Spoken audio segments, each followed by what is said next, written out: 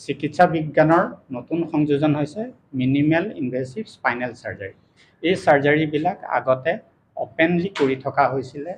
আমাৰ যেনেকুৱাকৈ অন্য সাৰ্জাৰীবিলাকে এটা সময়ত অপেন সাৰ্জাৰী কৰিছিলে, পৰৱৰ্তী সময়ত সি লেপাৰস্কোপিক সাৰ্জাৰীলৈ কনভাৰ্ট কৰিব পৰা ধৰণৰ স্কিল হ'ল, তেনেকুৱা ধৰণৰ ইকুইপমেণ্ট ওলালে। ঠিক তেনেকৈ স্পাইনেল সাৰ্জাৰীৰ ক্ষেত্ৰতো তেনেকুৱাকৈ মিনিমেল ইনভেচিভ স্পাইনেল সাৰ্জাৰী বুলি এটা প্ৰচিডিউৰ ওলালে। এইটো অতি আধুনিক পদ্ধতিগতভাৱে এইটো হেৰিয়াত চিকিৎসা বিজ্ঞানত এইড হোৱা বেছি দিন হোৱা নাই।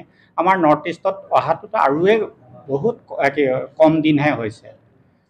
আমি ক'বলৈ পাই আনন্দ অনুভৱ কৰিব পাৰিছোঁ যে এই নতুন পদ্ধতিটোকো আমি নিজৰ পেচেণ্টৰ ক্ষেত্ৰত ব্যৱহাৰ কৰিব পৰাকৈ আমাৰ ইকুইপ এটা অপাৰেশ্যন থিয়েটাৰ আমি এটা বনাই ল'ব পাৰিলোঁ।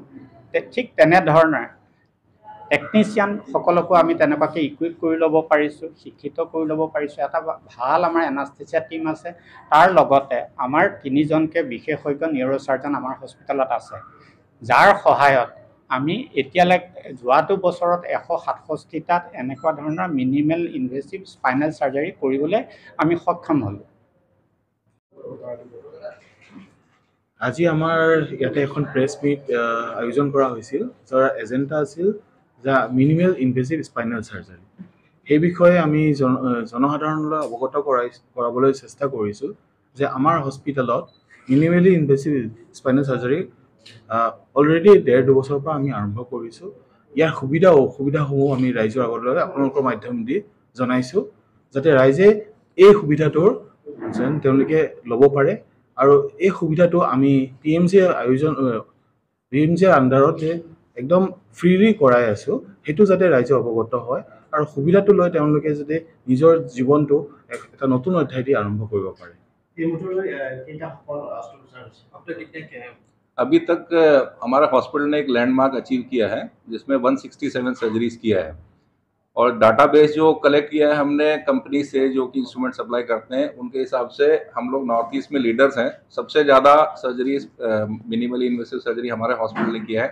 वही सेलिब्रेट करने के लिए आज हमने एक प्रेस मीट बुलाया है, जिसमें आप लोगों को बुलाया है।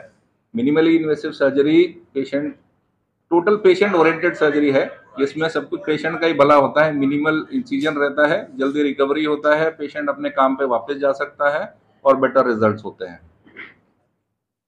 जो कि 99% ऑफ द पेशेंट PMJY में ही आते हैं, उसमें एक भी पैसा पेशेंट को देने की जरूरत नहीं है अपनी जेब से। पूरा सर्जरी जो भी बेस्ट क्वालिटी इम्प्लांट हम लोग लगाते हैं वो पूरा सर्जरी PMJY में ही कवर होता है। अगर पेशेंट के पास में PMJY कार्ड नहीं है और उसको पैसा खर्च करना है, पूरे दूसरे हॉस्पिटल्स के बारे में हम लोग नहीं बोलेंगे, लेकिन हमारे हॉस्पिटल में तकरीबन 1,20,000 से 1,40,000 के अंदर वो सर्जरी हो जाती है, जो कि सिग्निफिकेंटली लेस है दूसरे हॉस्पिटल्स के मुकाबले में।